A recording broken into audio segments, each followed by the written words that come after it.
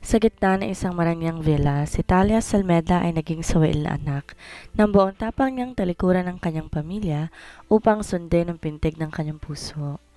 Lumabas siya mula sa ginhawang buhay at piniling sumama kay Limbert Mondragon, ang lalaking kanyang minahal na hindi lamang isang kasintahan kundi ang batang ipinaako noon bilang anak ng kanyang ama. Ang desisyong ito ang nag-udyok na matinding galit ng kanyang ina na mortal na kaaway ng pamilya ni Limbert.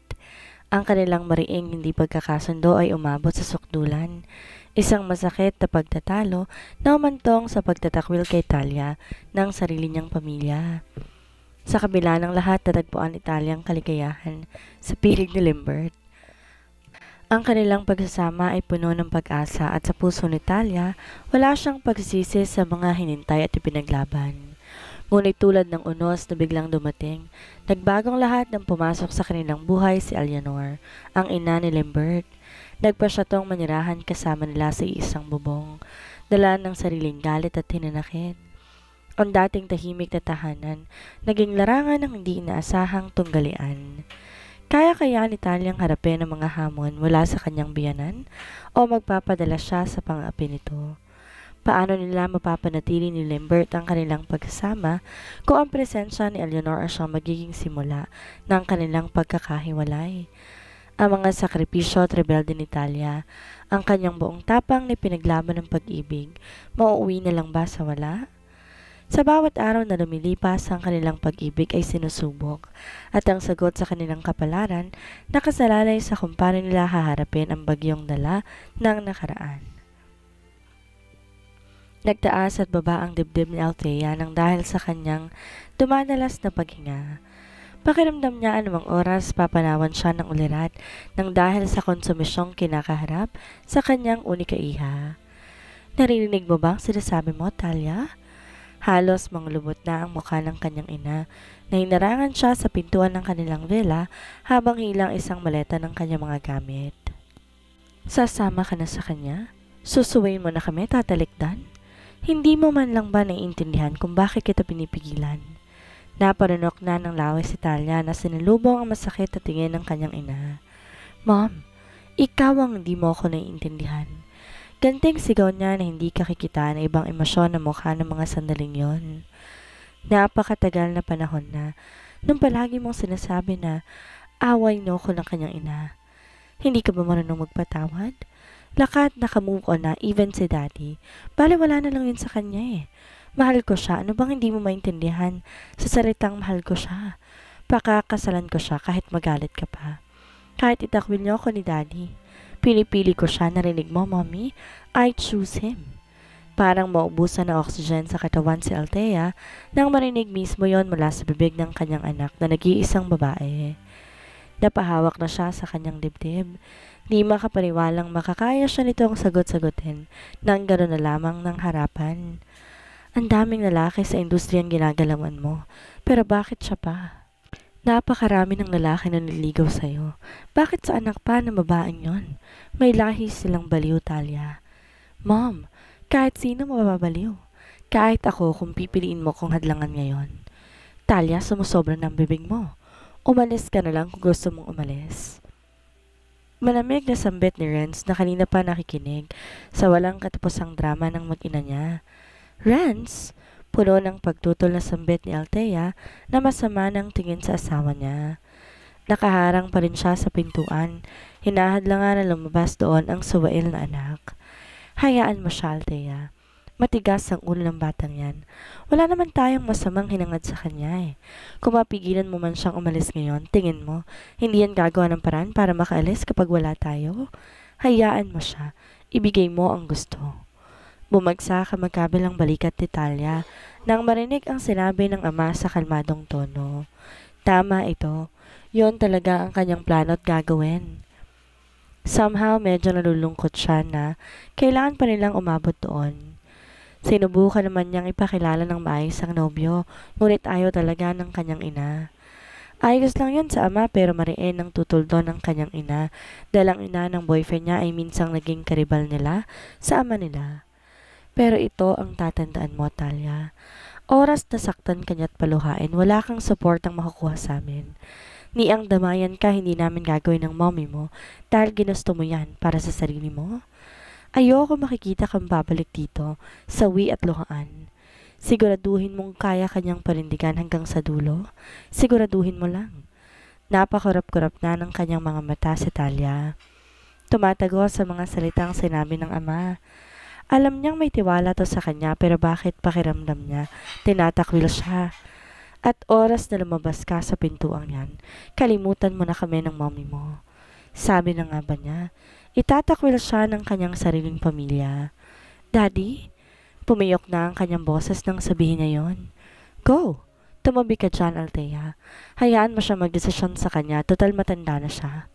Utos pa nito sa asawa na gano'n na lamang ang iling dahil ayaw niyang makinig sa asawa.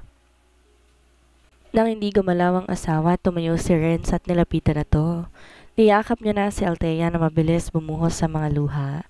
Nagpupumiglas at pilit na rin kumakawala. Renz, pigilan mo siya. Ayoko yun na maging asawa niya. Nag-iisang anak natin siyang babae. Hahayaan mo na lang bang mapariwara ang kanyang buhay? Hindi siya doon liligaya. Paano kung abihin niyang anak natin? Paano kung pagbuhatan niya ng mga kamay? Ni ayaw nga natin ipakagat yan sa lamok at langgam eh. Hindi pwede. Ayoko sa lalaking yon. Shh! Trust your daughter, Althea. Kaya na ang kanyang sarili, matapang siya. Hindi yan papayag na api-apihin lang ng kusino. Tugon ni Renz na parang wala na doon ang anak. Mabagal na humakbang si Talia patungo ng pintuan, habang tahimik na bumabagsak na rin ang kanyang mga luha na hindi niya mapigilan. Napakabait ng kanyang mga magulang, wala siyang masabi. Sobrang mahal na mahal sila ng mga kapatid niya kahit malalaki na sila. Ngunit hindi naman po pwedeng sila palagi masusunod. Gusto rin naman nilang gumawa ng sarili nilang kapalaran at buhay. Hindi rin naman niya masisi ang sarili dahil nagmahal lang naman siya. Nagmahal lang siya kagaya ng normal na tao. Ang masakit lang siguro doon para sa kanyang mga magulang, ang lalaking minahal niya ay anak ng kaaway ng ina. Kung iisipin, wala naman dong kasalanan ng boyfriend niya. Hindi niya hiniling na isilang siya. Sinuportahan to finansyal ng mga magulang niya hanggang high school. Nang magkolehiyo na, kinuha na ito ng kanyang tunay na ama. Pinag-aral sa ibang bansa upang pag-aralan na rin ang pamamalakad ng kanilang kumpanya na siya ang magmamana. Huwag kayo mag-alala sa akin, Mommy, Daddy. Hindi niya ako magagawang sakta na pagbuhatan ng kamay. Sa katunayan nga akong mahilig manakit sa kanya eh, kaya wala kayong dapat ikabahala. Mahal niya ako. Sobrang mahal na mahal ako ni Limbert. Mommy, kagaya ng pagmamahal sa'yo ni Daddy. Pagkasabi noon, walang lingon sa likod na siyang lumabas ng pintuan, habang patuloy pa rin ang bagsak ng kanyang mga luha. Humigpit ang hawak niya sa hila-hila niyang maleta. Masakit man sa kanyang dibdib, ang iwan ng mga magulang at talikda ng gano'n na lang. Masigit siyang masasaktan kung hindi niya pagbibigyan ng kanyang sarili sa gusto niyang mangyari. Gusto niya na rin makapili ang kasintahan. Talia? Yumakap na mahigpit si Talia sa nobyo na nagawa ng makababa ng sasakyan upang salubungin siya. Lumakas pa ang iyak niya nang humagod ng isang kamay nito sa kanyang likod upang aluin siya. Tinakwil na ako ni na Mommy at Daddy Limbert. Sumbong niya dito na mas lumakas pa doon ang iyak. Walang naging imik at hiniyaan lang ni Limbert na patuloy na umiyak si Talia habang yakap sa kanyang mga bisig. Wala siyang mapuhap ng mga salita upang aluin ng babae at gumaan ang kanyang pakiramdam. Hindi niya sinubukan dahil panigurado, sa halip tumigil to sa pag-iyak, baka lalo lamang tong magwala. Hindi nila ako maintindihan. Parang di nila napagdaan ang magmahal ni Daddy. Marahan niyang hinagod ang ulo. Kinapa ang mukha upang paalisin pa ang luha na patuloy sa pagbaba. Hindi nawala ang paningin ni Limbert sa pintuan ng kanilang villa kung saan natatanaw niya ang bulto ng mga magulang ni Talia na nagtatalo. Ngunit sa layo nila hindi niya magawang marinig kung ano ang paksa ng mag-asawa. Mahal nga kita.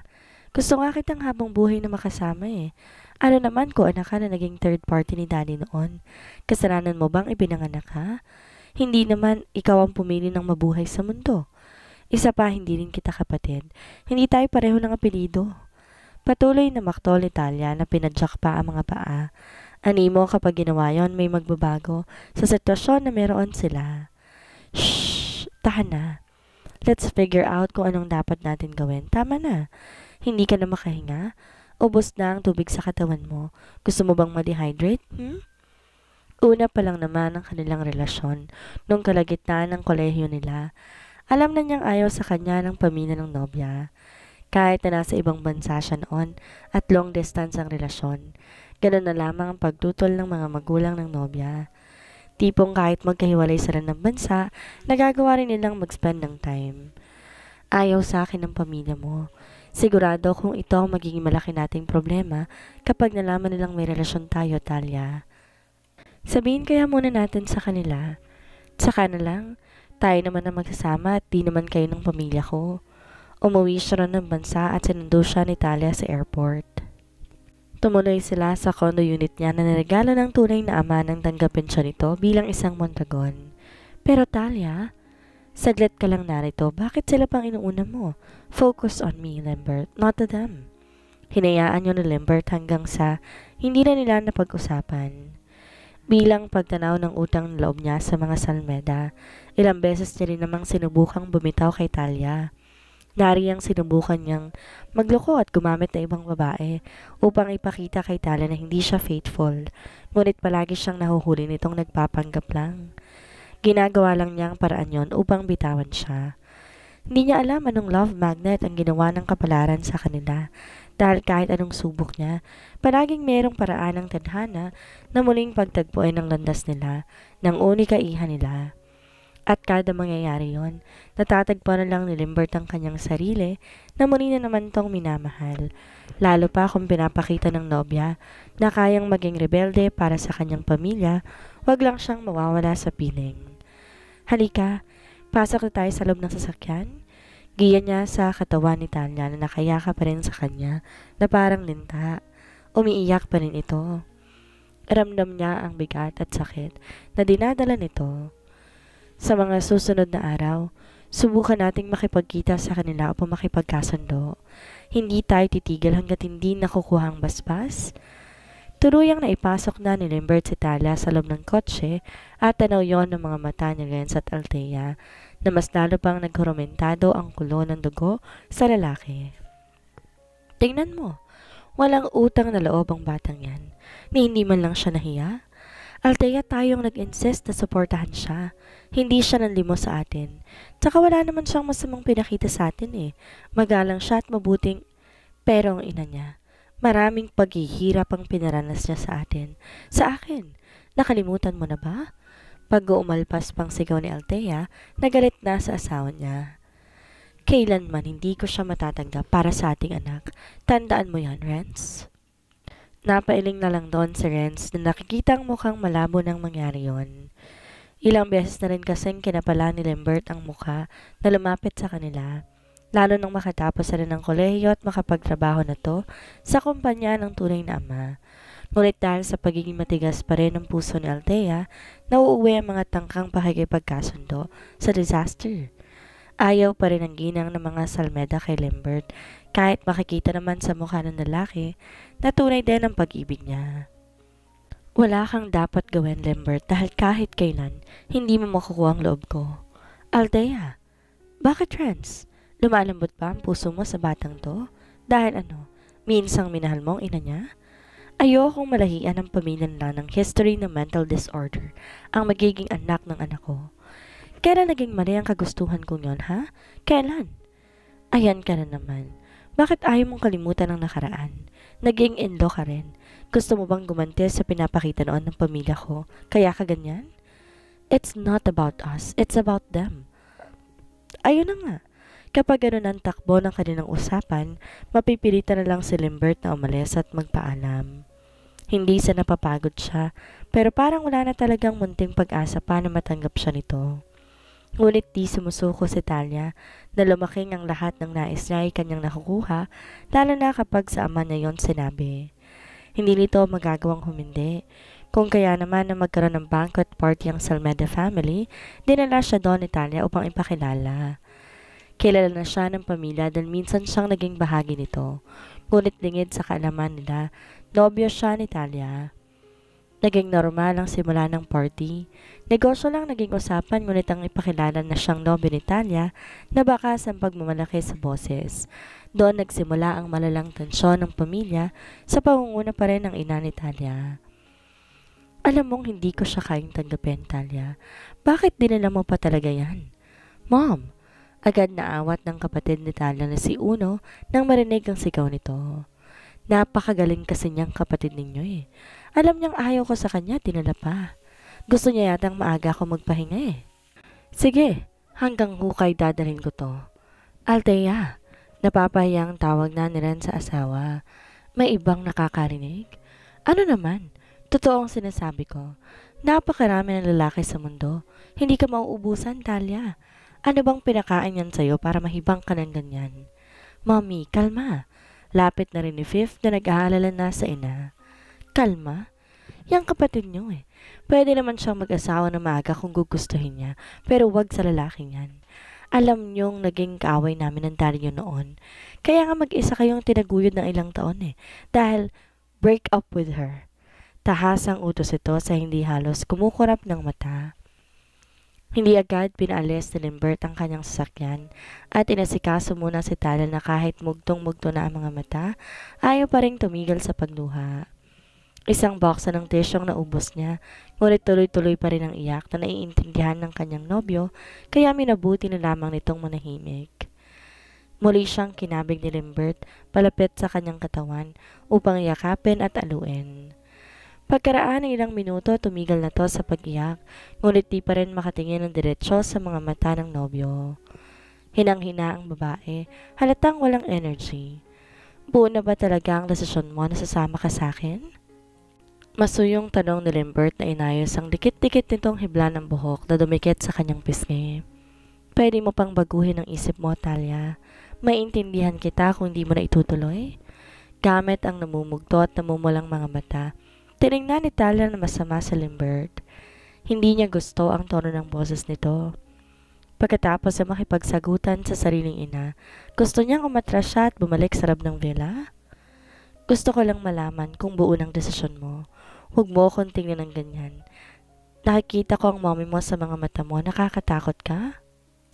Umismed si Talia at bahagya siyang tinulak sa dibdib papalayo sa kanyang katawan, dahilan upang mabitawan siya nito sa yakap. Hindi niya gusto ang biro ng nobyo patungkol sa ina. Maganda ang mga mata ng mommy niya, kaya bakit siya matatakot? Akala ko ba nagkasundo na tayong, oo na, nagbibiro lang naman ako. Ikaw talaga? Mahinang tawa ni Limbert na hinarap ng manubela upang lisanin na nila ang lugar. Mapaglarong nalingon niya ang nobya na alam niyang hindi siya tatantanan. Fasten yourself, mahal. Aalis na tayo? Utos niya. Sinunod ni Talia ang kanyang gusto. Nagsuot na ito ng seatbelt. Ilang sandali pa humaharurot na umalis na ang sasakyan nila kung saan may kinasama pa ng loob ni Althea na kulang na lang panawan ito ng ulirat. Di naman to binitawan ng asawa na kahit may katandaan na nagawa niya pang makayang buhati ng asawa. Ano nangyari kay Mommy, Dad? Tanong ni Uno na kakababalang ng hagdan. Halatang antok pa dahil kadarating lang niya ng bansa ng araw na yon at kagigising. Wala siyang kamalay-malay sa kaguluhang nangyari sa sala ng kanilang ina kanina. Nagpasabay na naman sa kanya si Talia. Di sinagot ni Ren sa anak at pinagtuunan niya ng pansin na iyang asawang halatang ginagawa lang yon para makuha lang ang gusto.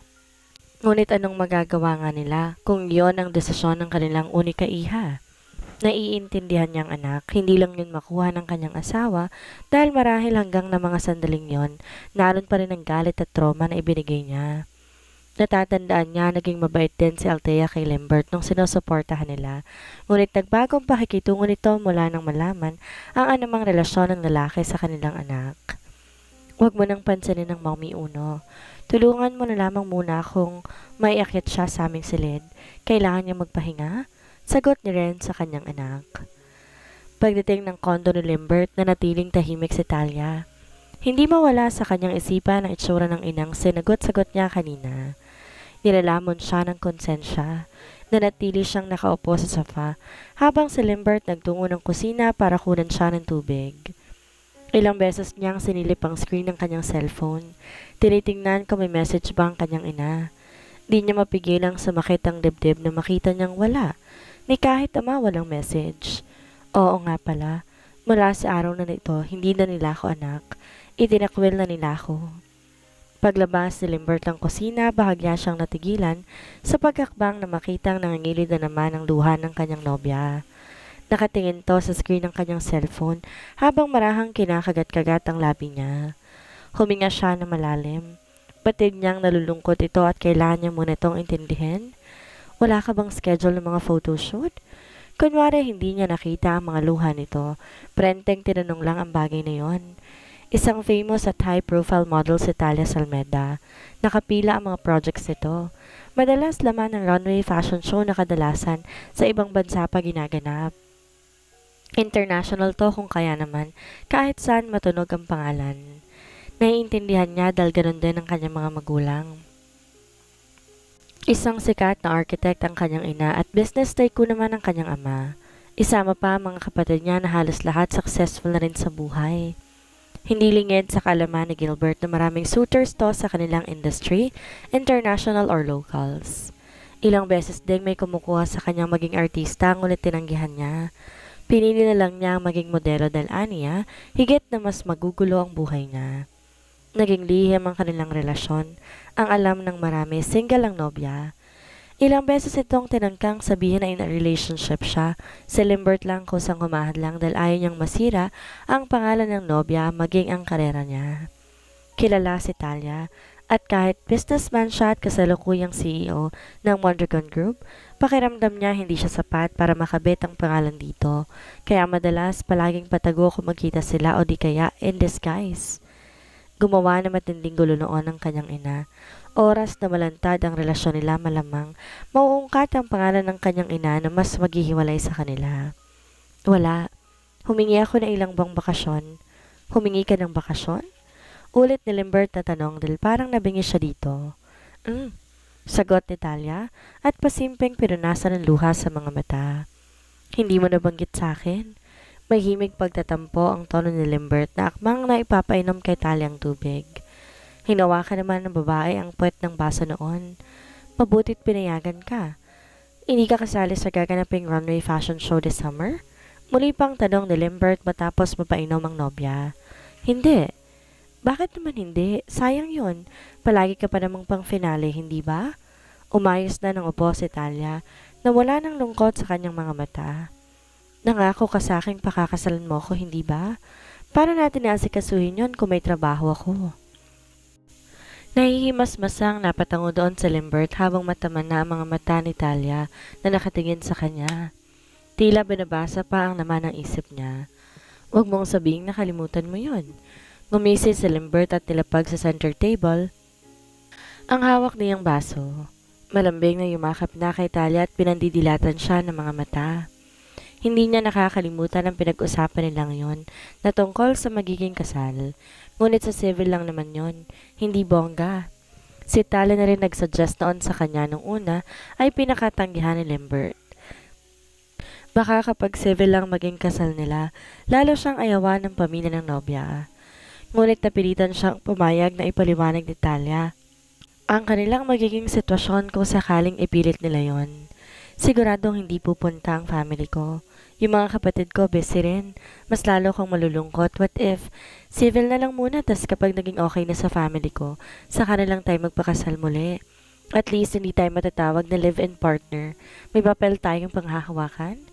Mahabang litanya ni Talia ng giit ni Limbert na gusto niyang ibigay ang pangarap itong kasal. Sino namang babaeng hindi doon? Ayos lang sa'yo yun? Ayos na sa akin yun, kasi naman magkaroon tayo ng bonggang kasal, tapos masisira lang. Isa pa wala naman darating sa pamilya mo, di ba?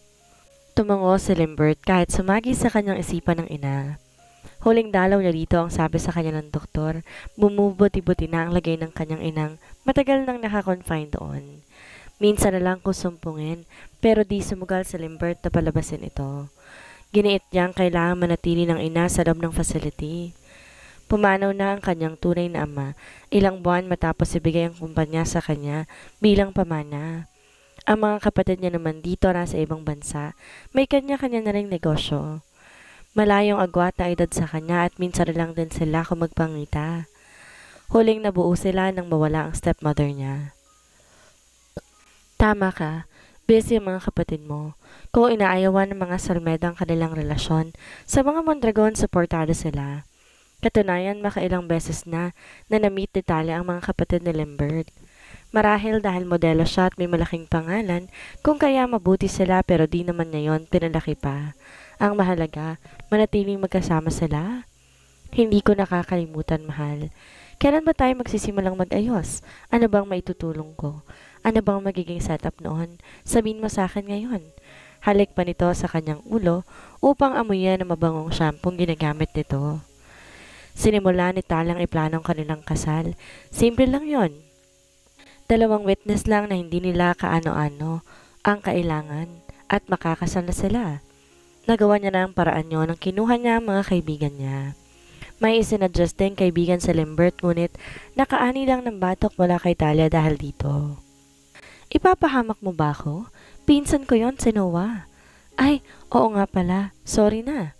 Si Noah, isa sa naging matalik na kaibigan ni Lambert kahit medyo malaki ang agwat ng kanilang edad. Anak to ng kapatid ng ina ni Talia. Kaibigan niya man ito at gustong makasama sa ganong okasyon. Hindi na lang ngayon ipipilit na dumalo. Isa pa, nasa ibang bansa ng mga sandaling yon si Noah. Ngunit kung sakali man isang tawag niya lang dito, paniguradong hindi siya nito kayang tiisin. Mamaya isumbong pa tayo, tapos susugod na naman si mommy at daddy para pumigil. Batid ni Lambert na hindi magagawa yun ni Noah sa kanya dahil may sekreto rin tong malala na alam niya. Pero syempre, sa pagitan na lang nilang dalawa ang bagay na yun. Para manahimik ang kalooban ng future wife niya, hindi na lang niya ipipilit pa ang gusto. Kahit sinabi ni mommy na itatakwil nila ako ni daddy, baka sumugod pa rin sila. Kumigpit pa ang yakap ni Lambert sa kanya. Gustong iparamdam ng lalaki na kahit talikdan ng lahat sa Talia, mananatiling nandun siya at handang samahan to kahit saan. Ayaw niyang maramdaman itong nag-iisa, lalo sa mga ganitong pagkakataon. Gusto niyang maramdaman ito ang kanyang pagmamahal. Ang babae nilang din kasi ang meron siya, kahit na natatandaan niyang palagi siyang inaaway nito nung mga bata pa sila. Palagi siyang tinatarayan, sinisigawan. Hindi niya mapigilang mapangiti nang maalalang nag-aaway sila dahil sa kanyang ama, na ang buong akala niya ay noon ama niya rin. Kulang na lang lamunin siya rito ng buo. Sinong mag-aakala na silang dalawa palang nakatadhana at ang away nilang malalay magiging pundasyon at punla ng pagmamahalan nila ngayon. Huwag na lang muna natin silang isipin ngayon, Marahang haplos ni Lambert sa ulo ni Talia habang magkahinang kanilang mga mata. Tumungo siya at tinabot ang labi ng nobya na agad tinugunan ng mga halik na sinimulan niyang sindihan at painitin. I-save natin ang moment na to after ng ating kasal. Bahagyang tulak ni Talia sa katawan ni Lambert na nakadagan na sa kanyang katawan, kusa na gumagala ang mga kamay. Huwag kang masyadong mainit at mapusok. Bubuhusan kita ng tubig dyan. Matagal na ang kanilang relasyon pero hanggang halik lang sila. Alam nilang dalawa ang limitasyon kahit minsan, muntik-muntika na silang lumampas doon. Yun din ang isa sa mas nagpatatag pa ng kanilang relasyon na hinalma na napakaraming pagsubok. Oo na, sambit ni Lambert na tumayo na at halatang bitin na bitin sa kanilang ginagawa. Nakagat na ni Talia ang kanyang labi habang sinusundan niya ng tingin ng nobyo, papasok ng kanyang silid. Alam na niya kung saan ang punta nito at hindi niya na sinundan pa sa banyo upang pagbigyan ng kanyang sarili. Hindi sa pagiging lumang tao, pero ang tumatak sa utak niya na kabilin-bilin na ng kanyang ina na okay lang makipag-make out gaya ng halikan, pero ang sarili dapat niyang ibigay sa taong alam niyang mamahalin siya habang buhay. Hindi pwedeng kung kani-kanino ipapagamit ang katawan. At ayon pa sa daddy niya, hindi siya kagaya ng mga kapatid niyang lalaki na pwedeng gawin yon. Pinakatandaan niya yon na nadala niya. Kung may pagmamalaki man siya sa kanyang ina, yon ay ang bagay na hindi niya pinabayaan ang sariling makuha habang di pa sila kasal. Isa pa ang sabi ng mommy niya, mas masayang maging regalo yon sa magiging asawa. Huwag mong gayahin si Dos na kung magpalit ng babae para nagpapalit ng brief. Mahina siyang natawa nang maalala ang usapan nilang yon habang nasa family gathering. Graduating sila ng senior high na mapag-usapan ng tungkol doon. Mapagmalaki pang binahagi ng kapatid niyang nabinyagan na raw siya. Di naman daw niya napasok lahat. Mommy, sa tingin ko, si Dos ang unang mag-aasawa sa mga anak mo. Sigaw noon ni Talia na masamang tiningnan ng kapatid. Silang magpipinsan lang kasi ang naroroon. Nasa labas sa mga magulang at umiinom. Bagong dating ang mga kapatid ng daddy nila mula ibang bansa na doon na naninirahan kasama ng kanilang mga pinsan na kaedad ng kanilang kambal na kapatid. Umpok-umpok sila sa sala at nagkakatuwa ang mag-usap-usap. Sumbongera ka talaga. Gusto mo isumbong din kita na palagi mong kasamang anak ni Dad sa labas, ha? Angil ni Dos sa kanya na hindi alam ni Talia, nagbida-bida lang naman. Sumeryoso ng mukha ni Talia na umahon na sa kanyang pagkakaapo. Akmang susugurin niya na si Dos nang humarang si Corton sa kanilang pagitan.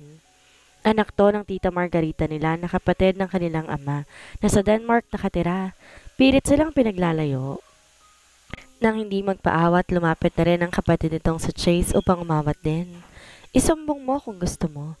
Inutusan lang naman ako ni Daddy ibigay sa kanyang allowance niya. Tama na yan. Kapag kayo narinig ni Daddy, makikita ninyo. Buti kung si Daddy lang yun. Paano kung si Mommy? Singit ni Uno na abala sa medical books na kanyang binabasa. Di niya na pa rin pinatanggal doon ang mga mata. Awat na. Huminga na malalim si Talia na dinampot na ang kanyang cellphone. Nag-scroll at ilang minuto pang tinignan ang account ni Uno. Gusto niya tong tawagan at kausapin. Ito lang kasama ng kanyang mga magulang sa villa nila. Sinumpaman siya ng mga ito. Gusto pa rin niyang makibalita sa kanila ngunit nag-aalangan siya dahil baka galito sa kanya. Tahimik lang si Uno at hindi madalas magsalita. Yung tipong meron tong sariling mundong ginagalawan. Huwag na nga. Sasama lang sa kanya ang loob ko kung di niya rin papansinin ang tawag ko. Noon pa napagtanto ni Talia ang kahalagahan ng merong kapatid na babae. Meron siyang nahihingahan. At dahil unika iya siya ng mga salmeda at mga barakong kapatid niya, wala siyang mapagsabihan ng tahimik niyang laban. Busy kaya si Andrea? Tanong niya sa sarili na maisip ang kanyang pinsan na kapatid ni Noah. Isang babae sa nahihingahan niya, kahit pa medyo malayo rin ang agwat nito ng edad sa kanya. Di niya pa kagayang pagiging mature ng isip nito, ngunit yung may nakakausap siya sa katauhan niya, napakalaking tulong na rin ito. Ay, baka busy? Saka na lang pag nag-message siya sa akin at nangumusta, saka na lang ako mag-open up. Kalaunan, lumabas na rin ang salad sa Lambert. Nakaligo na at maayos na rin nakabihis ng damit. May lakad ka? Sasaglit lang ako sa office, babalik din ako agad. May kailangan lang akong ayusin sandali. Tumango lang si Talia at yumakap na sa kanya. Huwag kang magtatagal. Habang wala ka, susubukan ko munang umidlip. Mamaya na ako maliligo. Di na nagkomento si Lambert at samang-ayon na lang sa sinabi ni Talia. Matapos na mag-ayos, tinungo na ni Lambert ang pintuan ng kondo, bit-bit ang leather bag niya. Isang mahigpit na yakap ang kanyang binigay kay Talia. Saglit lang ako. Pwede kang lumabas. Magpaalam ka lang kung saan ka pupunta, ha? Muling tumango si Talia na tinanaw na ang pag-alis sa Lambert. Nang lumapat ang dahon ng pintuan ng unit nito, di niya maintindihan bakit siya nalungkot. Akala niya kasi sasamahan siya doon ng nobyo, pero sa huli iniwan pa rin pala siya. Upang libangin ang sarili, minabuti niyang makipag-usap sa mga kaibigan hanggang makaramdam ng antok. Humiga siya sa kama at di na malayang nakatulog na. Nagising siya na may naramdaman na may nagbukas ng pinto at tumambad sa kanya ang bulto ni Lambert. May dalang take-out na pagkain na bitbit ng kamay. Mukhang haba ng tulog mo ah. Ngiti nito na makitang pupungas-pungas pa si Talia. Nakapag-rest ka na? Tumatangong bumangon si Talia at sinalubong na si Lambert. Kinuha niya ang paper bag na take-out nito at yumakap. Akala ko ba sandali ka lang? Bakit inabot ka ng gabi? Tanong niya na makita ang alas 7 na ang kasalukuyang oras. Kanina pa naman sana ako. Ang haba ng traffic. Nagkaroon ng road rage sa unahan. Ayun, humaba ang traffic. Pinagkibit lang yon ng balikat ni Talia. Bihis ka na. Ako na mag-aayos itong pagkain iniuwi mo. Pagkita niya sa paper bag. Tahimik nilang pinagsaluhan ng hapunan. Hindi na maalis ang tingin ni Lambert sa mata ni Talia na parang ang layo ng iniisip. Hinayaan na lang ito at hindi na kinumpronta. Kung gusto nitong magsabi sa kanya, isa sa tinig babae. Gusto kong makibalita kay na mommy kaso baka hindi niya na ako kausapin. Nag-aalala ako sa kanya. Habang nakaunan sa braso ni Limbert, di na napigilang sambitin ni Talia. Hindi siya makatulog. Hindi niya alam kung dahil ba yun sa haba ng tulog niya o binubulabog siya ng kanyang konsensya. Malaman ko lang na ayos siya, magiging panatag ako. Bakit di ka tumawag sa mga maid? Sila ang tanungin mo. Kung talagang ayaw mong tawagan ng mommy mo, hindi sa ayaw kong tawagan si mommy. Alam kong hindi niya sasagutin ang tawag ko dahil galit yun sa akin. Kaya nga, sa maid ka tumawag at sa kanila ka makabalita nang mapanatag ang loob mo? Ganun nga ang ginawa ni Talia na ilang saglit pa, kausap niya na ang mayordoma sa kanyang villa. Ayos lang naman siya, iha. Matagal bago tumigil sa pag-iyak dahil sa sama ng loob pero ayos lang siya. Sagot ng kanilang mayordoma sa kabilang linya. Nasa bintana ng silid noon si Talia, tinatanaw ang mga neon lights ng city. Kilala mo ang mommy mo. Ilang araw lang huhupa din ang sama ng loob niya. Narinig ko palang nagpaplano silang pumunta ng Paris ng daddy mo. Mukhang bibisitahin ng daddy nyo. Ewan ko kung kailan ang kanilang alis, Talia. Tumango-tango lang dito si Talia. Marahil kung kaya nasabi ng daddy niya yon para libangin ang ina. Naipasa na ng kanilang ama kay Dosang Salmeda Holdings. Ang creative crafters naman napunta kay 4th at 5th na pinagtutulungan palaguin at patuloy na patakbuhin. Isang engineer si 4th, sunod ni 5th ang yapak ng kanyang inang maging isang architect. Si Uno na isang doktor ay laging naiibang propesyon sa kanilang magkakapatid. Sila naman ang pumili noon, hindi sila pinilit ng mga magulang na maging responsable sa kumpanya nila. Ngayong nabahagi na ang kanilang ari-arian, malayang makapag-travel ang mga magulang nila na ini-enjoy nila ang kanilang buhay dito. Siyempre, may mga shares din sila sa kanilang kumpanya, ngunit nang may pinakamalaki ang namamahala. Sige po, Manang, maraming salamat. Namatay na't lahat ang tawag, hindi pa rin umalis si Tala sa may harap ng bintana. Hindi niya maintindihan ang sarili na biglang niyakap ng labis na kalungkutan. Pakiramdam niya sa piritang nahiwalay siya sa kanyang pamilya. Nang makita naman ni Limbert ang napipintong pag-iyak ng nobya, mabilis siyang bumangon at tinawid ang pagitan niya. Niyakap niya to na mahigpit. Walang imik na dinala niya ang ulo nito sa kanyang dibdib. Maya-maya pa, narinig niya ang mahinang pag-iyak ni Talia. Hinagod niya ang likod ng nobya. Pinadamang naroon lamang din siya. Gusto mo bang umuwi na? Hindi ako magagalit sa'yo kung pipiliin mong makasama sila at iwan ako. Mahal? Paulit-ulit na umiling si Talia. Humigpit ang yakap sa katawan ng kasintahan na punong-puno ng pangunawa. Desisyon ko to. Kailangan kong panindigan. Huminga lang ng malalim si Limbert. Gusto niyang pag-isipang mabuti yon ng nobya. Kung nahihirapan to, mas nahihirapan siyang makita tong umiiyak nang dahil sa kanilang sitwasyon. Mahal niya ito. Sobrang mahal na mahal niya. Ngunit kung ang magpapaligay dito ay ang mga magulang niya, bakit yun nahadlangan? Ayos lang yon sa kanya. Mula ngayon, iisipin kong ikaw ang pamilya ko. Limbert? Bilang tugon, hinalika na lang ni Limbert ang tuktok ng ulo ng kasintahan at mahigpit pa itong niyakap. Binuhat niya to at tinala sa kama. Hindi naman to pumalag hanggang sa kanilang paghiga ay narinig niya ang mga singhot nito. Good night, Talia. Kinabukasan, bumalik ang dating sigla ni Talia. Kung nang nagdaang araw, sobrang down ito. Nang araw na yon, nag-uumapaw ang energy niya. Lalabas ito kasama ng kanyang mga kaibigan upang kunin ang damit na susuotin niya sa kasal nila ni Limbert. Simple lang yon. Hindi niya na pinabonggahan pa lang sabi niya, saka na lamang din yon. Pagka-uwi niya ng kondo ni Limbert, nakatanggap siya ng tawag mula sa kapatid niyang si Uno. Kakalapag niya pa lang ng dala niya. Ilang segundong nag-alinlangan siya kung sasagutin ba yon. Baka kasi papagalitan lang siya nito sa ginawa. Ayos ka lang ba? Yon ang unang tanong nito nang sagutin niya ang tawag. Ayos lang. Hindi mo ba ako imbitan sa kasal mo? Natahimik ng ilang minuto si Talia. Kung malalaman ni Dos ang tungkol sa kasal niya sa anak ng mortal na kaaway ng mga magulang nila, malamang magwawala ito. Basta gulero pa naman ang kapatid niyang yon, kagaya ng kanyang ina na hindi rin nagpapakita ng pagka-move on mula sa nakaraan. Kung si Fifth at Fourth ang makakaalam noon, palagi namang walang say ang dalawa. Yung tipong kahit nalabag sa kalooban nila ang ginagawa niya, ay nagbubulag-bulagan lamang sila. Neutral. Ganon ang dalawa niyang bunsong kapatid.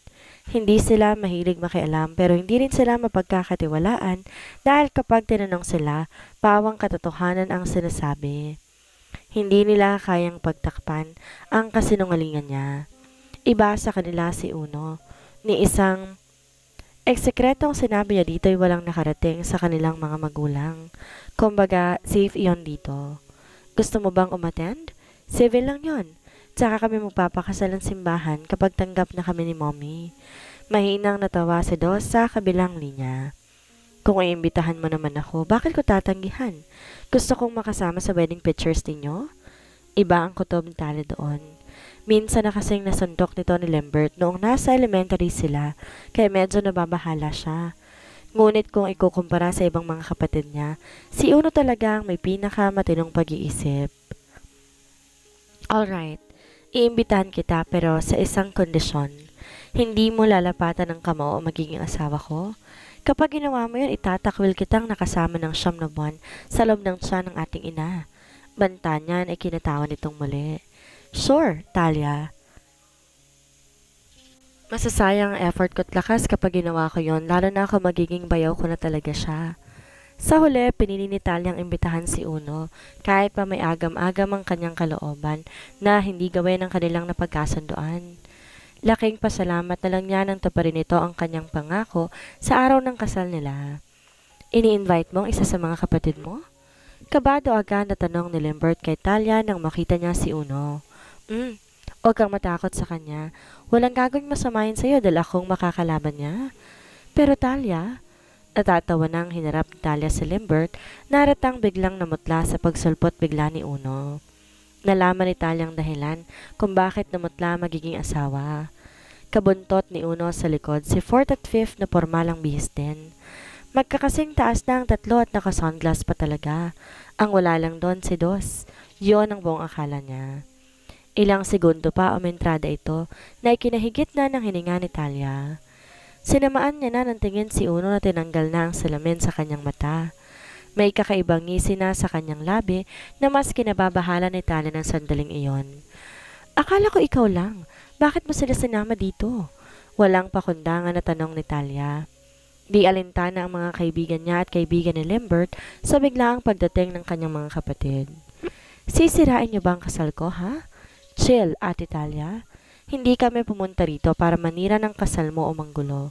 Pumunta kami para makidalo at makisaya sa pinakamahalagang araw ng buhay mo. Si Fourth na may kakaiba ng ngiti sa labi niya. Pinalamlam pa ang mga mata nitong binalingan na si Lambert na pakiramdam ni Talia hindi na yata humihinga. Huwag mong paiiyakin ang Ate Talia ko. Hahalik talaga tong kamao ko sa katawan mo. Carson, kalma. Talia, tama si Fourth. Pumunta kami dito para makasama sa wedding pictures ninyo. Huwag kang madamot. Si Dos na pinagtaasan na siya ng isang kilay. Hinarap na rin ito si Lambert. Ano, Lambert Mondragon? Happy ka na marahil ngayon. Magiging daddy mo na rin sa wakas ang daddy namin? Problemadong napasapok na sa kanyang noo si Talia. Di alam kung matatawa ba o kakabahan sa mga kapatid. Oh, please, shut up everyone. Pinapasakit ninyo ang ulo ko. Si Uno lang naman ang invited sa kasal ko. At bakit naman hindi? Mga kapatid mo kami, Ate Talia. Hindi lang si Kuya Dos ang kapatid mo sa amin. Madamdaming sambit ni Fifth na ginaya ang tingin ni Dos sa kanyang magiging asawa. Buong wedding ceremony ni Natalia at Lambert ay hindi makapag-focus na maayos si Talia sa kasal nila dahil okupadong kanyang isipan ng presensya ng kanyang mga kapatid. Iniisip niya na paano kung biglang sumulpot ang kanilang magulang doon at hadlangan ang kanilang kasal. Isang malaking kahihiyan yon kapag nagkataon kahit pa kakaunti lang naman ang kanilang bisita at civil lang din yon. Hindi niya na alam ang gagawin ko sakali man na mangyari yon. Baka maglupasay na lang siya at umiyak. Panay ang lingon niya sa mga kapatid na prenteng nakaupo lang naman at nakikinig sa judge. Animo normal na mga bisita ang 4 na lalaki. Nakahinga lang siya na maluwag na matapos na ang kanilang kasal at i-announce na mag-asawa na sila at nagpatibay na ang pag-iisang dibdib nila ni Lambert. Wala man lang bang reception? Tanong ni Dos nang paglabas nila. Tinataboy na agad sila ni Tanya na umalis na dahil tapos na umano ang kanyang kasal at wala na silang dapat gawin sa lugar. Aniya pa nakuha na nila ang gusto ng mga kapatid na kasama sila sa picture sa souvenir nila sa kasal. Lingid sa kaalaman ni Tanya, binanggit ni Uno ang tungkol doon sa ama at ang ama nilang si Renz mismo ang nagtulak sa 3 pa niyang kapatid na dumalo sa kasal para naman di magmukhang kawawa ang kanilang unika iha sa pamilya. Kumbaga, support system niya ang 4 na lalaking yon. Hindi lang naging malinaw ang dating kay Talia dahil buong akala niya galit din ang mga ito. Oo nga, di mo man lang ba kami pakakainin ng handa? Si Fifth, nakuhang-kuha talaga ang pangit na ugali ni Dos. Naratang naman nito ang ugali ng kapatid. Yung pagiging prangka niya ay kay Talia. Napaikot na ang mga mata si Talia. Siyempre may reception sila kahit papaano na hindi naman garbo, total kakaunti lang din naman ang inaasahan nilang dadalo. Tahimik lang ang mga bisita nilang yon. Isasama ko kayo doon pero hindi kayo gagawa ng gulo. Banta pa ni Talia na tila bata ang mga kausap. Dito nga sa kasal mo, hindi kami lumikha ng gulo, doon pa kaya? Kakain lang kami, pagkatapos aalis na rin. Si Dos nanilingon si Uno na nanatiling wala pa ring imik. Busy ang mga to sa kanyang hawak na cellphone na halatang walang pakialam sa nangyayari sa kanyang paligid. Uno, ano ba naman tong kapatid natin? Pagkatapos tayong padalohin ng kasal, hindi man lang tayo pakakainin? Gutom na kaya ako? Baka naman wala talaga silang reception at uuwi na sila after ng kasal. Andito pa na naghahanap ng kakampi. Kung makapagreklamo, animoy kamamatay niya kung hindi makakakain ng handa sa kasal niya. Dumukwang si Limbert para bumulong kay Talia. Hindi gaanong bonggang reception dahil bilang lang yon, pero masasabi nilang hindi naman sila kulang sa pagkain na inihanda doon. Mga kaibigan at pinagkakatiwalaan lang din kasi nila ang pupunta doon. Matibay din ang rules nilang bawal ang cellphone sa loob ng reception upang walang sino mang makakuha ng picture nila at makapag-leak nito sa media. Isama na natin sila, huwag ka na makipagtalo. Mahinang bulong niya na umabot sa pandinig ni Dos. Napataas na ang kili ni Dos dahil sa tingin niya, under ng kapatid niya si Limbert. Para sa kanya, good thing na rin yon dahil hindi nito maaapi ang kapatid. Sa huli, walang nagawa si Talia kung hindi ang isama ang mga kapatid sa venue. Nagulat pa ang ilan sa mga pili nilang kakilala na makita ang kapatid ni Talia na naroon lahat. Gayunpaman, di na sila nagkomento pa roon. Pinagsaluhan nila ang handa ng bagong mag-asawa. Tahimik lang naman na nagmamasid ang mga kapatid ni Talia sa buong paligid. Naghahanap ng mga bisitang kakilala nila. Hindi na pinakuha ang mga cellphone nila dahil batid naman ni Talia na hindi kakalat ng mga kapatid ang picture na ilang shots nakuha sa kanilang mga cellphone. Hindi na ako magtatagal, Ate Talia. Si Carson na siyang una nagpaalam sa kanya na aalis na doon. Nakangiti ito talatang walang anumang pagtutol sa kanilang desisyon. Congratulations sa inyong dalawa at best wishes. May meeting pa akong pupuntahan? Fifth, halika na, baka hindi na tayo umabot.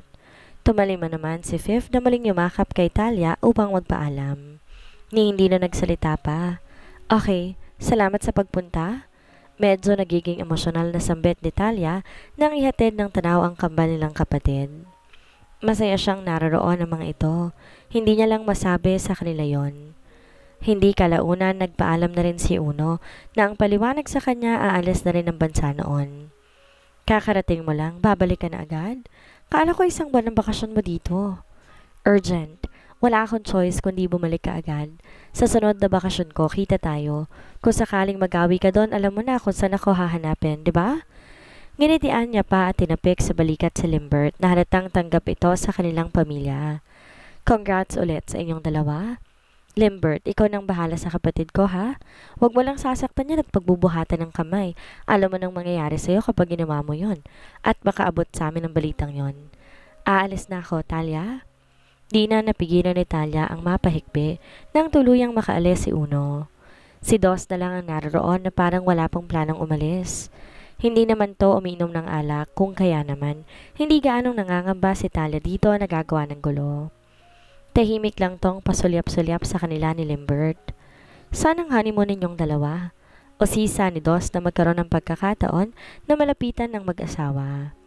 Bakit mo ba tinatanong? Bibigyan mo ba kami ng gift na honeymoon package? Tanong ni Talia sa kapatid na alam niyang may bago na namang pakulo upang apihin ang kanyang asawa na ngayon na si Limbert. Bagay na hindi niya papayagan, lalo na't kaharap siya ng dalawa. Ipagtatanggol niya ito? Civil lang ang kasal namin. Hindi naman kailangan lumabas pa ng bansa. Marami ring trabaho si Limbert. Binalingan na ni Dos si Limbert na nakabusangot na ang mukha ngayon. Ano? Wala ka man lang bang inihandang honeymoon tour ninyo? Ano naman kung civil ang kasal ninyo, ibig bang sabihin nun, hindi na kayo mag-honeymoon? Anong plano mo sa kapatid ko, ganyan lang? She better than that, Limbert. Gold yan. Napakahalaga sa aming pamilya. Umiinit na agad ang ulong tura ni Dos na halatang hindi nagustuhan ang sinabi ni Talia patungkol sa honeymoon. Dos, I am just stating my point of view, Talia. Kaya wag mo akong pigilan. CEO siya ng Mondragon Group. Mayaman ang pamilya nila. Wala man lang siyang plano. Bakit pumapayag ka ng ganyan? Dapat itrato kanyang prinsesa at kapag nagkaanak kayo, reyna na, gaya ni daddy kay mommy. Napahawak na si Dos sa kanyang baba na tila merong naiisip. Oo nga pala. Galing siya sa sirang pamilya at wala siyang role model. Ano pa bang aasahan namin sa kanya? Wala siyang kinamulatan na pamilya gaya natin, hindi ba? Pilit na tiniis ang masakit ng mga salitang iyon ni Dos ni Limbert. Tama naman ang bayaw niya. Wala nga siyang kinamulatan na role model, pero alam niya kung paano itrato ng tama si Talia at mahalin. Gusto niyang sumagot, ngunit syempre ayaw niyang masirang okasyon kung kaya naman. Napayuko na lang si Limbert. May inihanda siyang ganap. Hindi man sobrang marangya pero meron. Hahayaan niya bang wala? Napakahalaga ng kanyang asawa at sobrang mahal niya. Pinangako niya sa kanyang sarili na anuman ang mangyari, hindi niya gagayahin ng ina. Hindi niya ipaparanas sa babaeng pakakasalan niya ang dinanas ng kanyang ina dahil siya ang sumalo lahat ng sakit. Ano bang magagawa niya ng panahong yon? Sa katunayan, nagalit pa siya kina Talia dahil ang buong akala niya sila ang inagawa nila. Mali pala. Ang mommy niya ang nang-agaw at pilit na naninira ng pamilya ng mga Salmeda. Meron silang honeymoon tour ni Talia. Yun nga lang, sa bansa lang nila gagawin yon. Dahil ayaw naman ni Taliang lumabas ng bansa dahil mainit siya sa mga media. Baka lumikha pa yun ng gulo kung ipipilit niya. Kung siyang masusunod, lalabas sila ng bansa gaya ng iba. Ganun pa man, pinili na lang ni Limbert na manahimik na lang at hindi sumagot.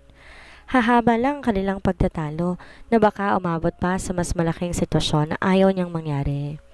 Magiging bangungot yon sa kanyang asawa. Hanggat maaari, siya na lang magtitiis ng kahit anong salita ni Dos. Thunder Salmeda, hindi na ako natutuwa sa iyo. Huwag mong sirain ang importanteng araw na to sa buhay ko. Naiiyak na sambit ni Talia.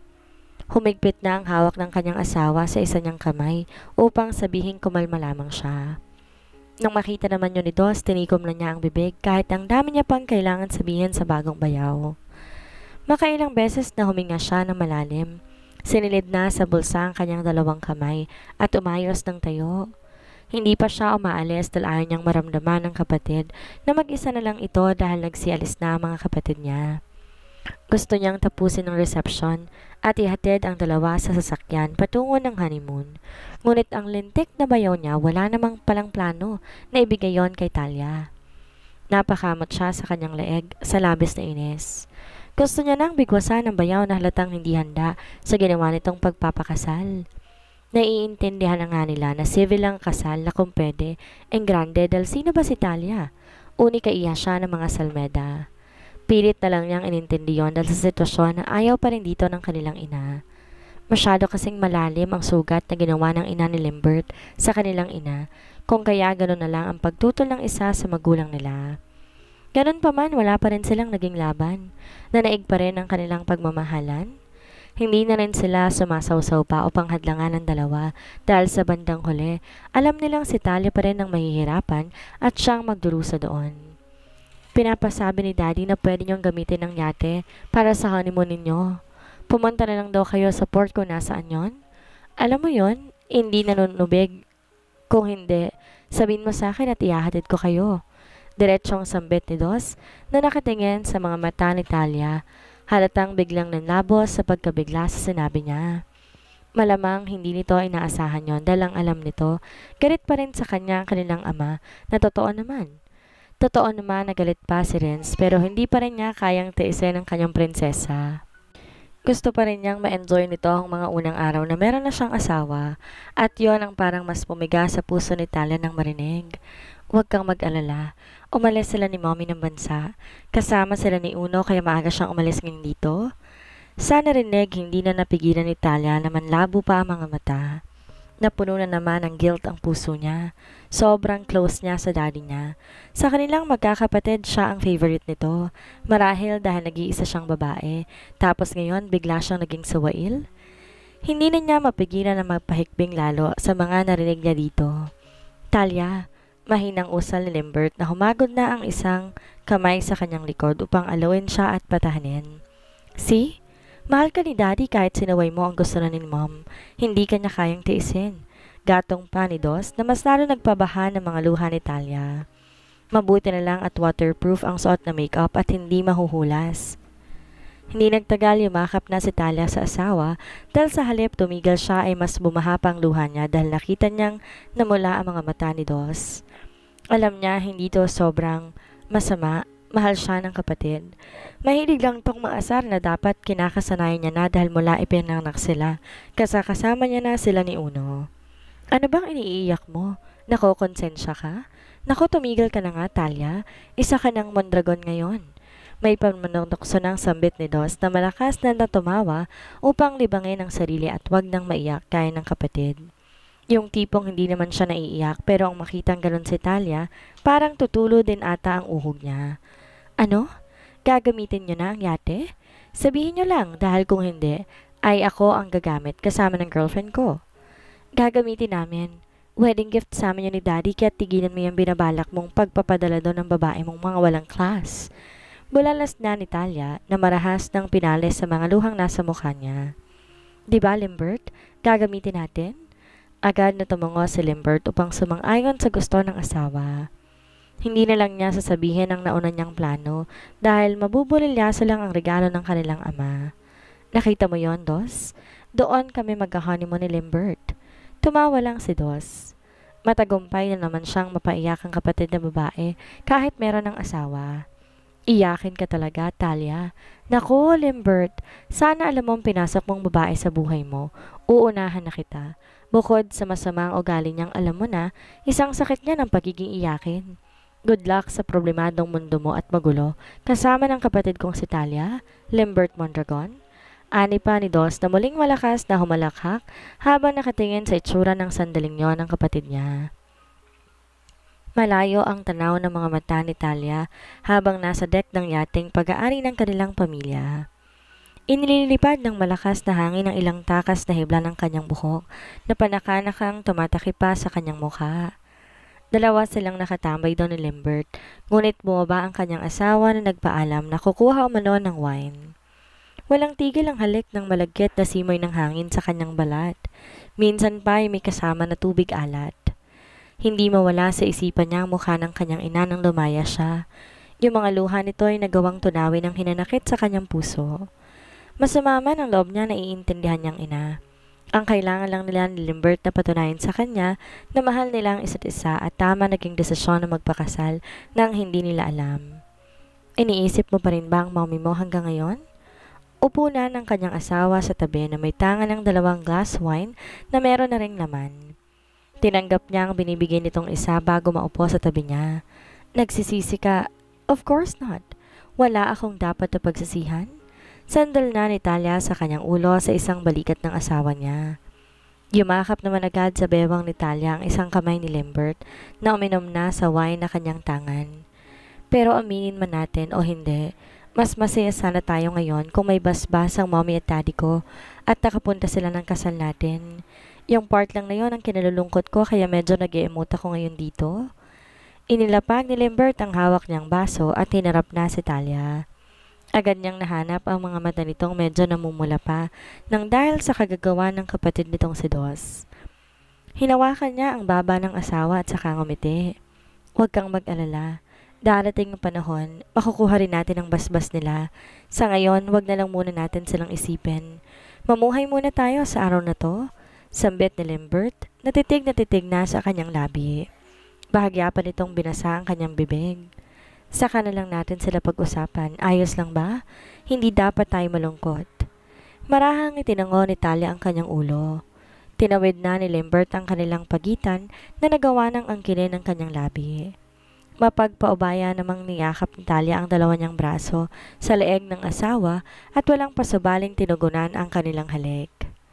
Exclusive ang roof deck na yun ng yate. Sinabihan nila ang mga staff noon na walang sino man ang pagsusuot at pupunta doon. Kung hindi rin naman sila ay pinapatawag. Walang plano doon ng bagong mag-asawa na gawin ang unang beses silang pagniniig.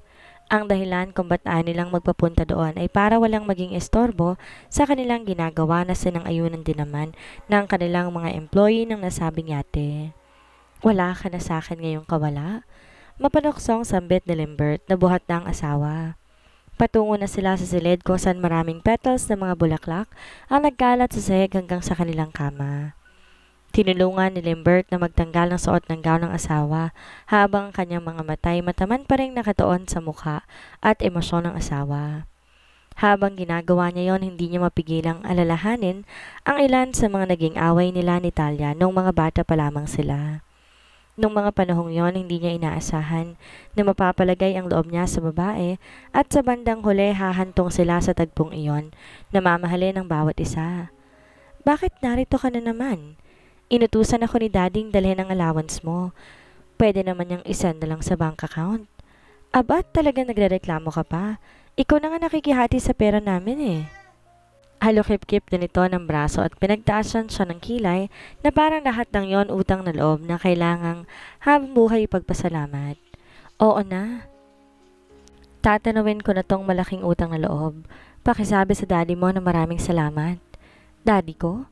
Noon nakikipag-agawan ka sa kanya sa pagtawag ng daddy. Bakit ayaw mong tawagan siya ulit na daddy? Okay na sa akin yon. Hindi ko na siya ipagdadamot sa'yo kaya pwede mo na ulit siyang tawaging daddy, Lambert. Hindi ko na siya tatawaging daddy. Mamaya sugurin na naman ako ng kapatid mong si Dos. Napaayos na ng tayo noon si Talia. Di na maipinta ang mukha. Hinagod na siya ng tingin. Sinugod ka niya? Siya ba ang may gawa ng ilang pasa sa mukha mo? Humanda sa akin ang Dos na yan. Banta nitong aalis na pero maagap niyang hinawakan ang isang braso nito upang pigilan na makaalis. Bitawan mo ko, lagot siya sa akin. Sinabihan ko na siyang huwag kanyang pakikialaman dahil akong bahala sa'yo. Ayaw niyang makinig ha? At ano naman ang gagawin mo sa kanya? Sasapakin mo? Bubugbugin mo? Huwag mong gawin yon. Hindi kayo dapat nag-aaway ng dahil sa akin. Kung may choice lang naman ako, hindi ako makikisalo sa inyo. Tsaka ilang beses ko na rin namang tinanggihan ang binibigay ni Mr. Salmeda, kaso pinipilit niya pa rin. Hayaan mo na. Tsaka, sana sumagot na ang totoo kong ama at puntahan na ako dito. Kapag nangyayari yon, hindi na ako magiging punot dulo lagi ng away ninyo, Talia. Hindi pwede ang gusto mo, Lambert. Masyadong mabigat ang kamay ni Dos. Si Uno nga okay lang naman sa kanya eh. Di na mapigilang mapangiti ni Lambert nang maalala ang pangyayaring yon. Napilit nga siya ni Talia na tawaging daddy ang ama nito ngayon dahil ganap na itong father-in-law niya. Kumbaga wala rin siyang naging takas. Anong iningiti-ngiti mo dyan? Wala, may naalala lang ako. Ano? Yung mga away natin nung mga bata pa tayo? Napaawang ang bibig ni Talia na mas namula pa ang kanyang mukha. Kada babanggitin kasi yon ni Lambert, hindi niya mapigilang matawa. Wala lang, napagtanto niyang napakabilis ng panahong lumipas. Dati bata pa sila, ngayon malaki na sila. Kasal na at handa na rin gumawa ng mga batang magiging kamukha nilang mag-asawa dahil galing sa kanila. Napilit mo ko. Ano? Napilitan ka lang? Malakas sa tanong ni Talia na hindi na mapigilang iiwas ang mata. Kapwa walang saplot na silang mag-asawa kung kaya naman, abot-abot na ang kabang nararamdaman ni Talia. Yun lang din ang unang beses na nakita niya ang katawan nitong mawalan ng anumang damit. Patapusin mo kasi muna ako ng mga sasabihin ko. Mahal? Sambit ni Lambert, titig na titig sa mga mata ng asawa. Hindi naman kumibo si Talia na hinihintay ang susunod na sasabihin ng asawa. Titig na titig ang kanyang mga mata kay Lambert na para bang kapag umiwas siya, hindi niya ito maririnig sa sasabihin.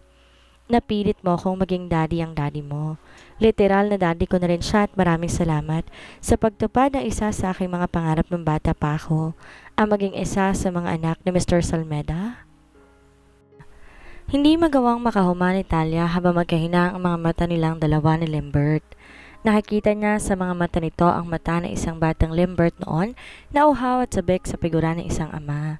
Noong naging magkarelasyon na sila, ini-open ito sa kanya ang hindi mabilang na inggit kapag may family day sa paaralan. Sa isang paaralan lang sila pumapasok at kapag may family day, lumiliban na lang sa pagpasok si Lambert kaysa naman mamatay na naman ang mga mata niya sa labis na inggit. Palagi itong absent kahit pa sinabi ng mga magulang ni Talia na pwede itong makijoin sa kanila. Yun din na naging eye-opener kay Talia kung kaya marahil pabulusok at malalim na nahulog ang kanyang loob sa asawa. Alam niya sa kanyang sarili na kapag siya naging asawa ni Lambert sa hinaharap, mapupunan niya lahat ng kulang ng kabataan nito, kabilang na ang kagustuhan nitong maging ama ng kanyang ama na si Lawrence Salmeda. Nagsimula lang yon sa simpleng awa noon na umusbong sa isang malalim na pagmamahal niya kay Lambert. Siya ang unang nagpakita ng motibo na kahit layuan siya ng lalaki, sinusundan niya. Hindi niya hinayaang mapalayo ito kahit pa nagkahiwalay sila na ilang taon at sinubok ang kanilang relasyon sa murang edad nung nasa kolehiyo pa lang sila. Paulit-ulit at patuloy na bumabalik sila sa piling ng bawat isa kahit na mapalayo pa. Tigilan mo na ngang balikan yon, malulungkot ka lang.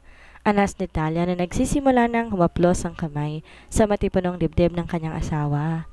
Nilaro-laro niya pa ang nipples ni Lambert na mahinang nagpatawa dito dahil hindi na matagalan na iba yung kiliti na hatid ng mga daliri ni Talia sa kanyang katawan. Come on, kiss me now. Angkinin mo na ako. Hindi ba't matagal mo ng pangarap to? Kunin mo na ang regalo ko sa iyo, Lambert. Ano pang hinihintay mo? Sumugat sa isang masaya at nakakalokong ngiti ang labi ni Lambert habang nakatitig pa rin sa mukha ng almost perfect niyang asawa. Isa ang mukha nito na mabenta sa industriya ng mga modelo, hindi lang sa mga client nila kundi sa mga may-ari ng malalaking kumpanya ng mga damit na kanilang inirarampa at sobrang proud on ni Lambert kahit na hindi niya pwedeng ipagsigawan na siya ang asawa nito. At tanging nagmamay-ari sa kanya. Marami din dito ang nagkakagusto ng mga katrabaho kaya una pa lang ay inasahan na ni Lambert na marami siyang magiging kaagaw sa atensyon ni Talia. Marami siyang magiging problema, ngunit hindi yon nangyari dahil sa sobrang tino at faithful ng kasintahan ng asawa dati. May mga lalaking na link sa kanyang asawa na kapwa nitong modelo, ngunit hanggang link lang yon. Walang solidong proof dahil palaging sinasabi ni Talia na may mahal na siya at hindi yon kailanman magbabago hanggang pagtanda. Lambert, mahinang daing ni Talia na hindi na alam kung saan ibabaling ang paningin nang sibasibi ng halik ng asawang kanyang leeg pababa sa kanyang dibdib. Salit-salitan niyang hinalikan ng kanyang dibdib na tayong-tayo. Hindi na niya maipaliwanag ang kanyang nararamdaman ng mga sandaling iyon na para bang siya ay nilalagnat na lang bigla. Kitang-kita rin ni Talia kung paanong maiwan ang laway ni Lambert sa kanyang dibdib matapos mag-iwan siya doon ng ilang mapupulang marka. Napaarko naman ang mga kilay. Nakasabay ng pag-arko ng kanyang katawan. Alam niyang pinapaligaya ni Lambert ang kanyang sarili sa pamamagitan ng kanyang mga kamay at ni minsan hindi pa to gumagamit ng ibang babae kaya nagtataka na siya kung paano nito natutunan yon. Ibig bang sabihin may nagamit itong babae bago pa man sila magpakasal? Namuuna ang kakaibang hinala sa kanyang isipan doon. Mahal, lalaki ako kaya alam ko. I might be a virgin husband pero high-tech na ngayon ang napapanood ko. Sagot ni Lambert na may pag-iingat nang bahagya siyang itulak ni Talia dahil binabagabag ng isipin niyo na baka nangyari. Sigurado ka, hindi mo ako niloloko? Iningatan ko ang sarili ko sa'yo kaya dapat ako lang din ang lalaway sa'yo. Nakagat na ni Lambert ang kanyang labi sa ipinapakitang kainosente ng kanyang asawa. Sigurado siya doon, ni kahit minsan na gusto niya. Hindi niya yun ginawa sa nobya na ngayon nga kanyang asawa na.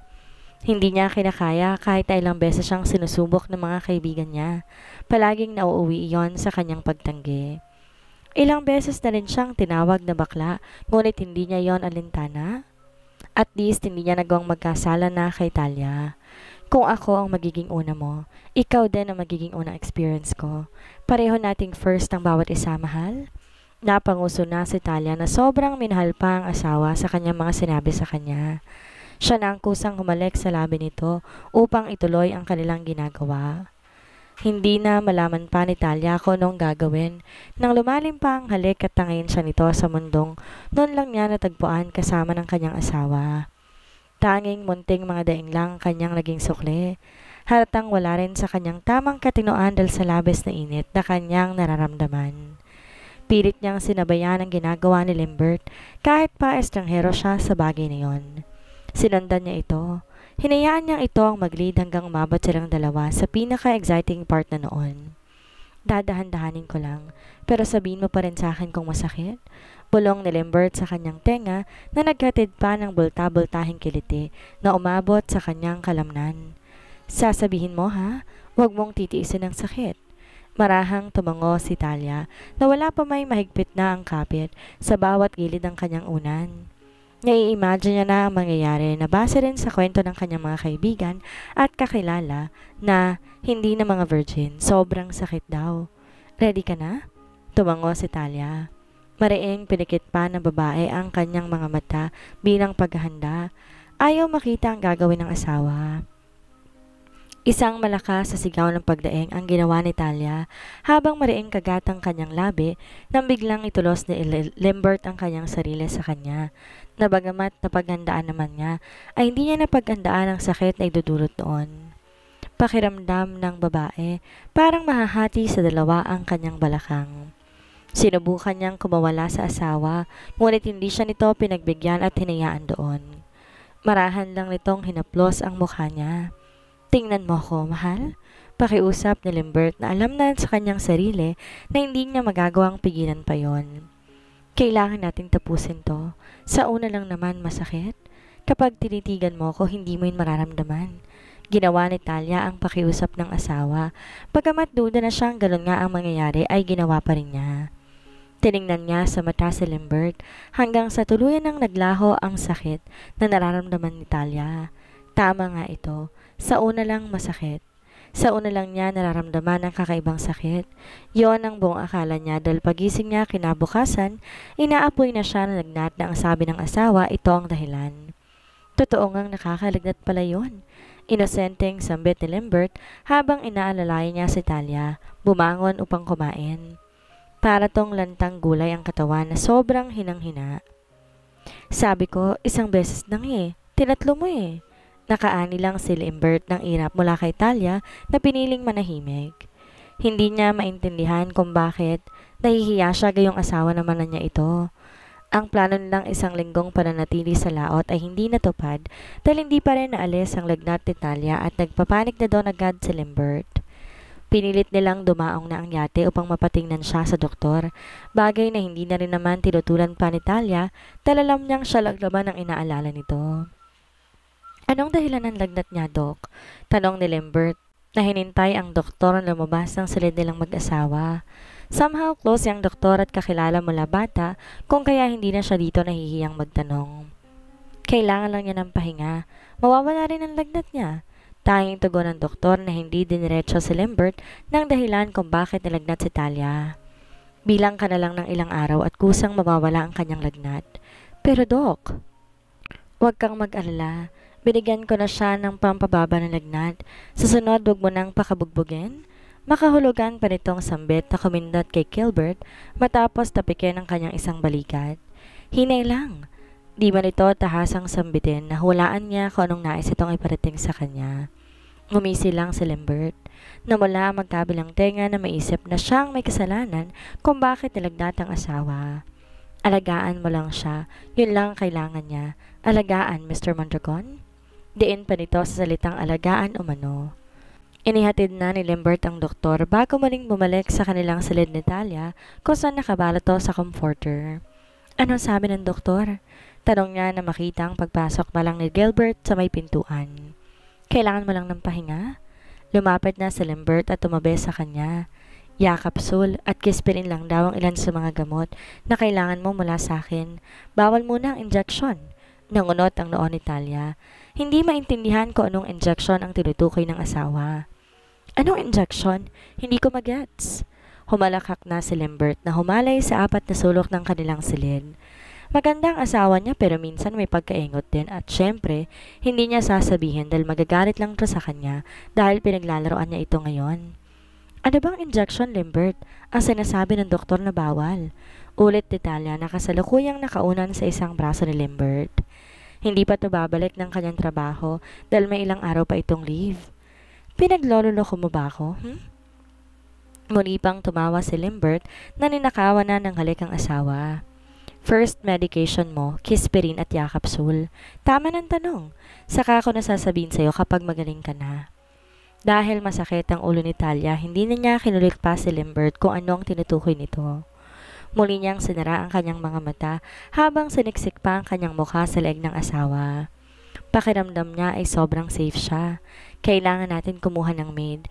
Kahit 2 lang, isang tagaluto at tagalinis. Hindi natin magagawa pareho yon. 2 lang? Gusto mo ba ng marami? Hindi naman ganon kalaki ang kondo natin. Hayaan mo, kapag lilipat tayo ng villa? Napadilat na si Talia ng mga mata at tinagilap na ang mga mata ni Limbert. Tsaka na siguro, Limbert, gawin na lang nating 3. Isang tagaluto at yung 2 tagalinis para di sila mahirapan. 3 bedroom at isang master's bedroom. Malawak pang living room at a kitchen kaya mahirap yon. Okay, sige. Kung hindi pa matanda ang mga yaya namin, sila na lang kukunin ko eh. Kaso masyado na silang matatanda. Huwag na sila. Hayaan mo na lang silang magpahinga. Kapag miss mo sila, pwede mo namang papuntahin dito. Yung yaya ko rin, tanda mo? May pamilya na siya ngayon. Minsan, nagkakausap pa rin naman kami. Natatandaan ko pa nga siya ngayon. Paulit-ulit na tumangulang si Talia na hinihila na ng antok dahil sa boses ng kanyang asawa. Pagbalik ko sa opisina o pa magtrabaho, babalik ka na rin ba agad sa career mo? Madalas may mga out of the country siyang fashion show pero pipilitan niyang kalmahin ang pagtanggap doon. Yung mga importante lamang kanyang kukunin para may time pa rin naman siya sa asawa. O kung may offer na malapit lang ang mga photoshoot niya, pupuntahan niya para naman hindi rin siya mainip na siya lang mag-isa sa kanilang tahanan. Hindi, vacation leave pa rin ako. Gusto ko muna magpakaasawa sa'yo at syempre, aasikasuhin ko ang pagkuha ng maid. Sasabihin ko na lang na PA kapag ready na akong bumalik. Ipaubaya ko na lang muna ang offer sa ibang model? Okay, kung ganon, palagi pala akong gaganahang umuwi dahil narito ka at naghihintay sa akin. Mahinang natawa si Talia. Madalas naman talaga siyang tumambay sa kondo nito. Siguro ang ibig sabihin nito ngayong mag-asawa na sila yon. Pakiramdam niya, wala namang ibang nagbago sa kanila. Kagaya pa rin ng dati. Ang kaibahan lang may access sila sa katawan ng bawat isa at may titulo na silang legal na mag-asawa sa mata ng Diyos.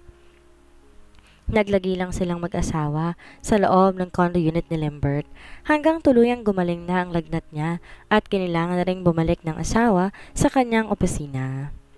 Habang abala ang asawa ni Talia, ay naging abala din siya sa pamimili ng magiging maid nila na kalaunan ay nakakuha rin kaagad. Kagaya ng gusto niya, 3 maid din sila. Mabilis niyang pinasimulan ang mga ito na ikinatuwa rin ni Limbert dahil may kasama na rin siya sa kondo.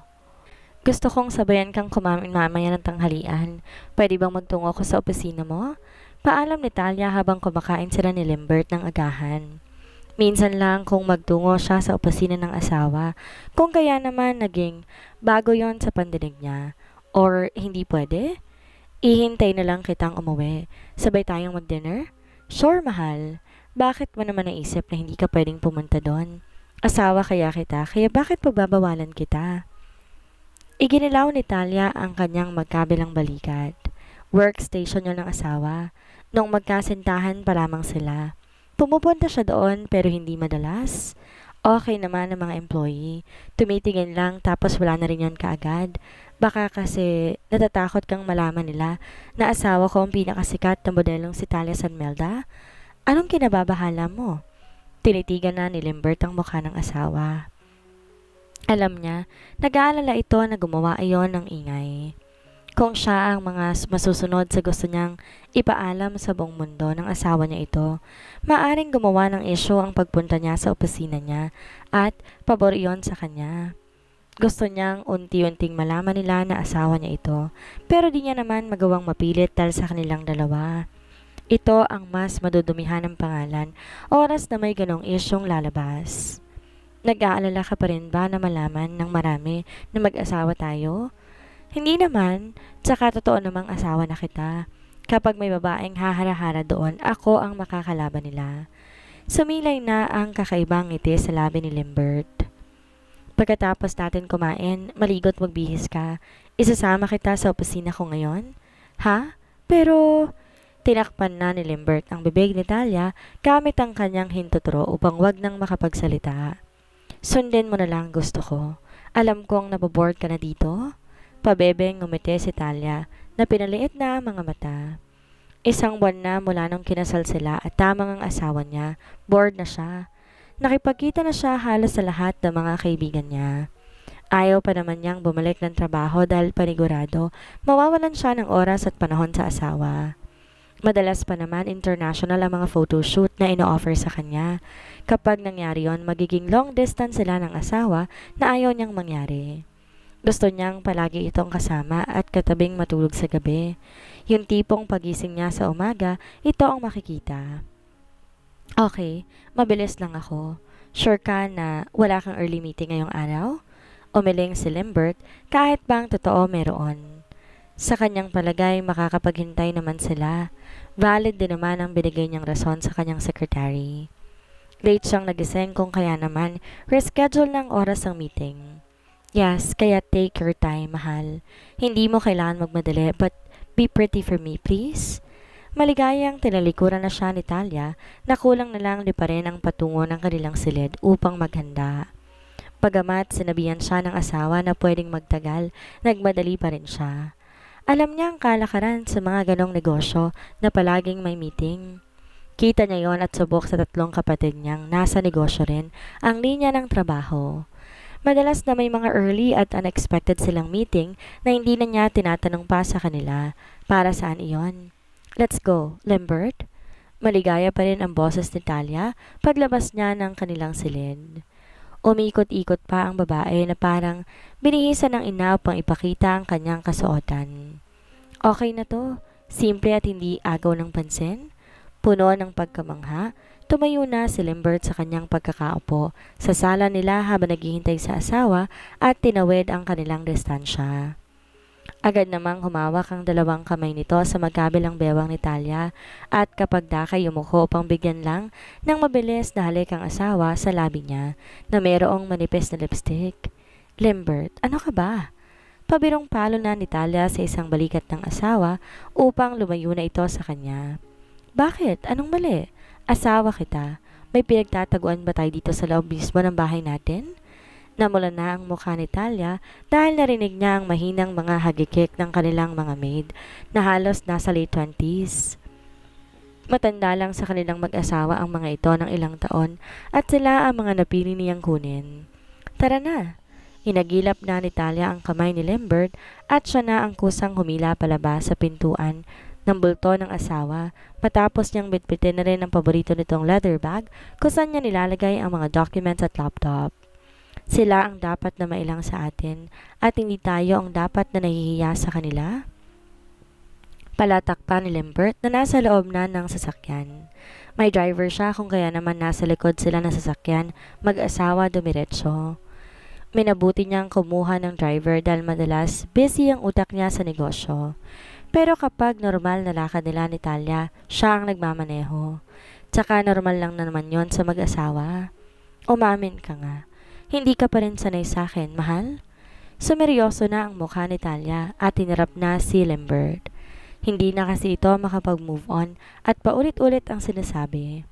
Kapag hindi ka tumigil, hindi na lang ako sasama sa sa opisina mo. Banta niya na naging dahilan upang otomatikong itikom ni Limbert ang kanyang bibig at parang maamong tupa na pinapungay na ang kanyang mga mata. Oo na, sorry na, hindi na mauulit, Mrs. Mondragon. Mahinang natawa ang driver na halatang nasisihan sa lampungan ng mag-asawa. Tumikhim na rin to ng mahina habang minamaniobra na ang sasakyan palabas ng parking lot ng naturang building. Pabiro namang sinampal ni Talia ang isang pisngi ng asawa na nakasandal na ang ulo sa isa niyang balikat. Panakanakang humahalik sa kanyang leeg.